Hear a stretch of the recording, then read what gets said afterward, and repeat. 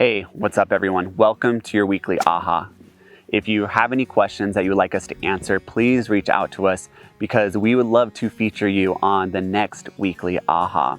If you are finding value out of these videos, please don't forget to share, subscribe, and engage because this is how we grow our platform and we greatly appreciate you for doing that. So today, I will be talking about what happens to the brain when we're under immense stress. Now, there are different levels to stress. So I'm not talking about the type of stress where we experience when we're stuck in traffic and we're late for work. And yes, that is very stressful. We've all gone through that. But I'm talking about that deep, high-level stress. Trauma, losing a loved one, a world pandemic, not being able to pay your bills, about to lose your home, splitting up with the love of your life. Life or death situations. These are all high-level stresses. So let me tell you about what happened to me the other day. I went on this extremely intense hike and the goal was to get to the top of this mountain, specifically that mountain right over there. That is Rainbow Mountain. And to get to the top of this mountain, there are some pretty intense, high-skilled scrambling areas. Now, under these high-level scrambling areas, you have to make some skillful moves. And there are some moments where it was really fucking scary, that the exposure was very high. And when I say exposure, that means if I slipped, if I fell, if I made one mistake, I would be falling 50, 100, 500 feet down. And that is called exposure to death. Now, it wasn't beyond my skill set or my level by any means. I hike multiple times a week. I'm a decent rock climber. I have the right equipment and all the above. But I felt in a few situations that I started getting really scared. My heart started to pound really fast. I began to panic a little bit. And I started making decisions out of fear. My fight or flight mechanism in the brain kicked on.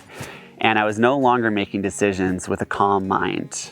I wasn't choosing what decisions to make next. I was letting this mechanism choose what I was going to do for me. And I was in this autopilot of just fear. And I got myself in a situation where I just started climbing. I started climbing up this mountain and I got off my path.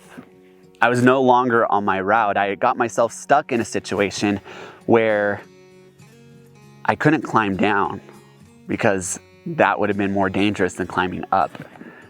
And I had to take a breath, take a moment, and look at my options and find out, how do I get back on my path?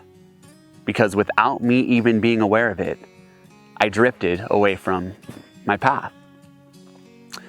Well, I got back on my path. Everything was okay. It wasn't as scary as I made it seem, but my mind was playing tricks on me. My mind was in this space of unconscious action. It was running, it was fleeing, it was avoiding the situation at hand. And so I meditated, I regathered myself, I took some breaths, and I was able to focus again, got down the mountain just fine. I didn't make it to the top of the mountain, I didn't make it to the destination because the whole time we didn't realize we were on the wrong path. So we had to regather ourselves, study the path a little bit more, educate ourselves, and next time, go on the path one more time so that we can actually get to the destination. But we enjoyed our time while we were outside. The thing is that this is how most of us are chronically handling stress in our everyday life. Through this pandemic, through our financial situations, through our breakups, through losing a loved one. How are you handling your stress? Or is your stress handling you? This is a very important question to ask yourself because before you know it, you might lose the life that you love. You might self-sabotage. You might have a breaking point where everything crumbles. Now, I'm good at the flight, right?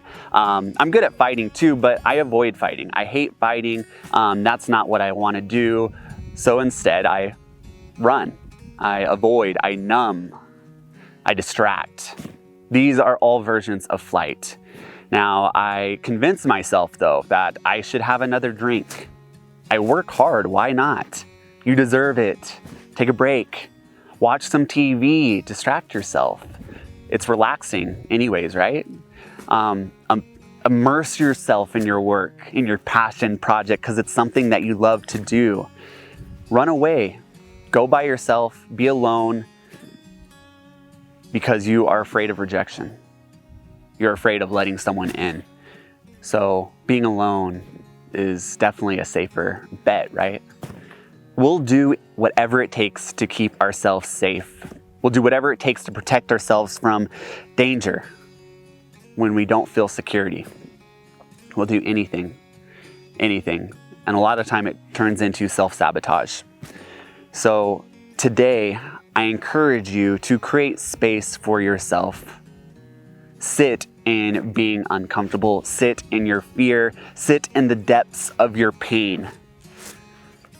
Because what happens when you're in that space is that things are able to move. They're able to shift. You're able to start accepting these parts of yourself. And when you accept and love yourself in these spaces, they're able to be released. You're able to shine a little bit of light in the darkness. And if there is light in the darkness, no longer is there darkness. How are you handling your stress? Or is your stress handling you? Look in the mirror. Ask yourself through the eyes, through the lens of your inner being, your inner hero. Because sometimes when we're consumed with our stress and our fear, we're not making sound decisions. We are not making conscious decisions. We are unaware. And the stress is taking over our life. So again, sit in this space of stress. Take a breath. Become conscious. Become aware of what's happening. Are you making conscious, sound decisions, or are they being made out of fear? If you need anything, if you have any questions, please reach out. Let us know how we can serve you better. And don't forget to subscribe. I love you guys. Blessings to you. Please become conscious and aware of the stresses that are happening in your life. And until next time, align with your inner hero.